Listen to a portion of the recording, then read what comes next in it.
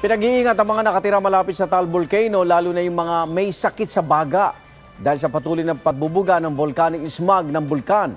At live mula sa Tagaytay. Yes, Igang, good morning. Alam mo, napakakapal pa ng volcanic smog at yun yung paliwanag sa atin ng ngayong umaga ng Taal Volcano Network kung bakit hanggang ngayon ay hindi pa rin nakikita kahit yung bunganga nitong bulkang Taal. At isa nga sa mga naapektuhan ng volcanic smog mula rito sa bulkan, itong Tagaytay City sa Cavite. Todo ingat, Igan, yung mga nakausap ko mga residente, lalo-lalo na yung mga may asthma. Tingnan niyo po ang aming kapaligiran dito sa Tagaytay. Tingnan mo, ang fog, oh. Super fog.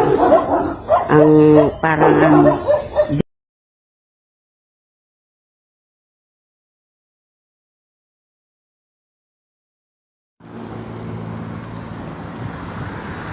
may mga tropa, oh. Ang kapal ng smog dito sa Bacoor.